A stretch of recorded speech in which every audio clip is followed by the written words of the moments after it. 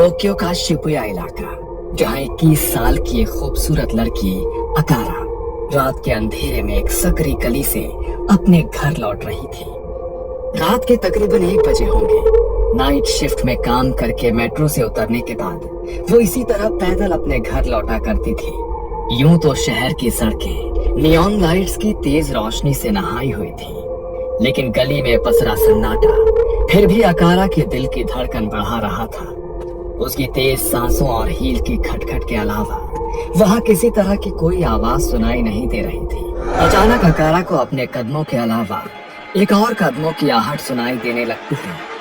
घबरा कर वो मुड़कर पीछे देखती है तो पीछे अंधेरे सन्नाटे के अलावा कोई नजर नहीं आता। अकारा एक बार फिर से गली में आगे बढ़ने लगती है। तभी अचानक उसे अपने सामने सफेद रंग का मास्क लगाए एक लड़की नजर आती है, जिसने काले रंग का एक लंबा ओवरकोट पहना हुआ था। बाल से उसका चेहरा पूरी तरह से ढका था, जिसके कारण यह पहचानना मुश्किल था कि वो लड़की आखिर है कौन। कौन हो तुम? अकारा, क्या मैं सुंदर हूँ? नहीं, ये नहीं हो सकता। मुझे यहाँ से जाना होगा। क्या मैं सुंदर हूँ? मैं मरना नहीं चाहती। मैं तुम्हारे सवाल का जवाब नहीं दे सकती। मुझे जाने दो।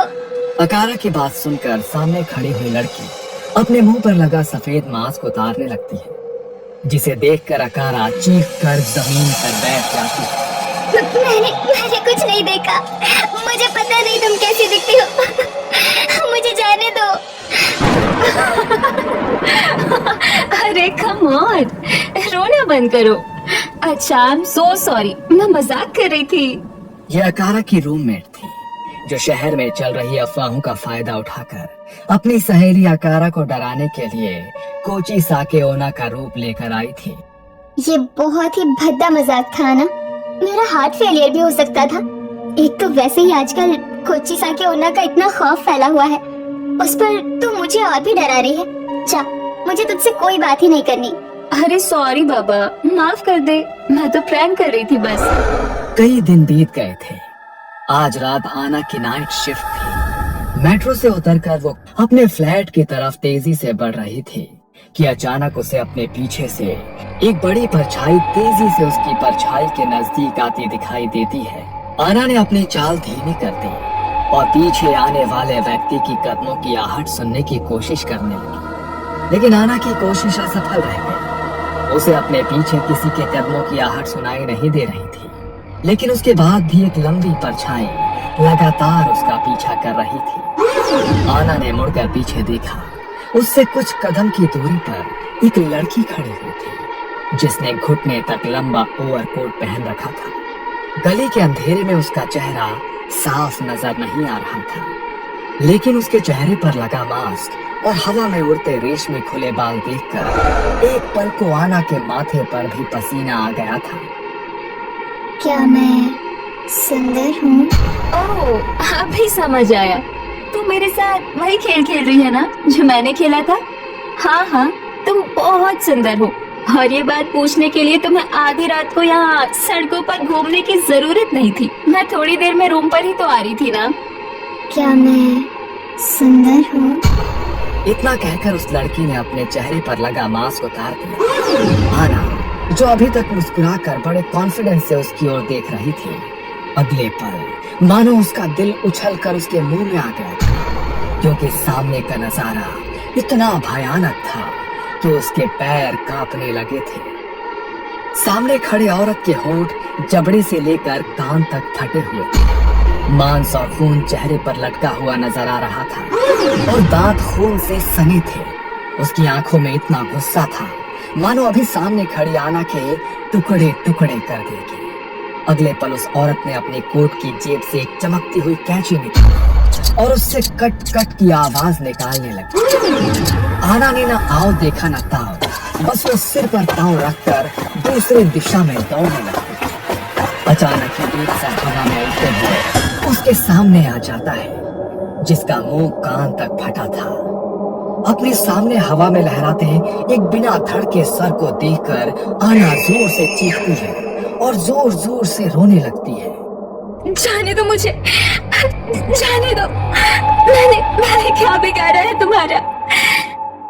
अगले ही पल उस औरत का बाकी का शरीर भी हवा में उड़ते हुए आना के नजदीक आता है और फिर बाकी का शरीर भी जाकर सर से जुड़ जाता है। इसके बाद कैंची हाथ में लेकर वो औरत आना की ओर बढ़ने लगती है। तुमने कहा ना मैं बहुत सुंदर हूँ, अब तुम्हें भी मेरी तरह सुंदर बनना होगा। बनोगी ना? नहीं नहीं नहीं, मुझसे गलती हुई। तुम बिल्कुल भी सुंदर नहीं हो। नफरत है मुझे तुम्हारे चेहरे से। तुम इतनी भद्दी हो कि तुम्हारी तरफ कोई एक पल भी नहीं देख सकता। क्या कहा? मैं खूबसूरत नहीं हूँ? मैं तुम्हें खूबसूरत नहीं लगती? ठीक है, अगर मैं खूबसूरत नहीं हूँ तो शहर में कोई भी खूबसूरत नहीं रहेगा। अब तुझे भी मेरी तरह बनना होगा। आना बेबस होकर आंसू बहा रही थी। अगले ही पल उस औरत ने अपने हाथ में पकड़ी कैंची से आना के चेहरे को बुरी तरह से कुतर डाला था। उसकी दिल दहला देने वाली चीखों ने गहरी नींद में सो रहे टोक्यो शहर की नींद उड़ा दी थी और कुछ ही देर में शहर के लोग आना की डेड बॉडी को घेर कर खड़े हुए थे। गली की दीवारें खून से लाल दिखाई दे रही थी, लेकिन हमला करने वाले का कोई भी अता पता नहीं था। सुबह तक पूरे शहर में यह खबर आग की तरह फैल गई थी। आना की खून से लिपटी लाश और फटे चेहरे को देखकर शहर की आम जनता में बहुत डर फैल गया था। आना की मौत के बाद शिबुया की गलियों में निकलने से पहले लोग कांपने लगे थे। कई मौतों के बाद पुलिस के हाथ में कोई सुराग नहीं लगा था कि आखिरकार एक के बाद एक हो रही इन हत्याओं के पीछे आखिर किसका हाथ है। ना तो हत्यारे का कोई सुराग लग रहा था, ना ही हत्या करने वाले का मकसद सामने आ रहा था कि आखिर कोई क्यों किसी को इतनी बुरी तरह तड़पाकर मौत देगा। ये सब किसी इंसान का नहीं, आत्मा का काम है। कोची साके यूना वही कर रही है ये सब, और अगर उसे रोका ना गया तो ऐसे ही हर रात किसी न किसी की मौत होगी। ये कौन औरत है? आखिर इसकी मौत कैसे हुई? कोची साके बेहद खूबसूरत थी, इतनी कि जो एक बार उसे देख ले उसकी नजर वहीं ठहर जाए। उसके पति को अब उसकी खूबसूरती से जलन और असुरक्षा महसूस होने लगी थी, इसलिए उसने अपनी पत्नी का घर से बाहर जाना, किसी से बात करना तक बंद करवा दिया था। फौज के बुलावे पर लड़ाई के लिए जाने से पहले उसने अपनी पत्नी कोची साके को घर के अंदर बंद कर दिया और उसे सख्त हिदायत दी कि वो घर से बाहर ना निकले। लेकिन आखिरकार वही हुआ जिसका उसके पति को डर था। पति के जाने के बाद लंबे समय तक अकेले रहने के कारण उसकी नजदीकियां एक युवक के साथ बढ़ गईं। एक रोज कोची साके का पति अचानक लौट आया और दुर्भाग्य से उसने अपनी पत्नी को दूसरे युवक के साथ देख लिया। गुस्से और नफरत से भरकर उसने पास में पड़ी कैंची उठाई और उससे अपनी पत्नी के चेहरे को बुरी तरह से काट डाला। कोची साके की मौत तो हो गई, लेकिन तभी से वो खूबसूरती और बदले की भूखी अतृप्त आत्मा बनकर घूम रही है। बस बहुत हुआ। अगर उसके प्रश्नों का उत्तर देकर ही इस मौतों के सिलसिले को रोका जा सकता है तो मैं उसका सामना करने के लिए तैयार हूँ। कोची साके की तलाश में पुजारी होशुमा आधी रात को टोक्यो की गली में निकल पड़ता है।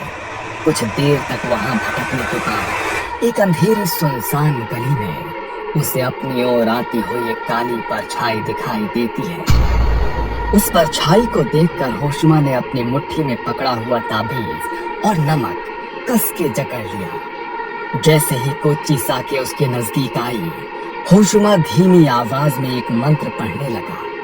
अचानक आसपास की हवा गहरी ठंडी हो गई और एक कांपती आवाज उसके कानों में गूंजी। क्या मैं सुंदर हूँ? उत्तर ना पाकर औरत ने एक बार फिर अपनी बात दोहराई। क्या मैं सुंदर हूँ?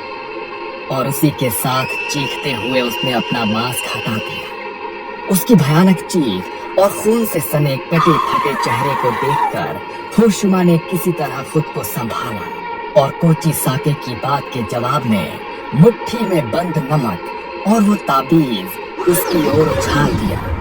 नमक और ताबीज के उसके शरीर से छूते ही वो एक भयानक दिल कपा देने वाली आवाज में चीखी। गली में फैली धुंध और ठंडक के साथ कोची साके भी धुंध के साथ लापता हो गई। अगले कुछ दिनों तक कोची साके किसी को दिखाई नहीं दी। शहर में मौतों का सिलसिला रुक गया था। होशुमा को भी ये लगा कि शायद उसके मंत्रों की शक्ति ने कोची साके को मुक्त कर दिया है, लेकिन यह शायद तूफान से पहले का सन्नाटा था। अगले पल क्या होने वाला है होशुमा को अंदाजा भी नहीं था। आधी रात का समय था। पुजारी होशुमा एक सुनसान गली से गुजर रहे थे।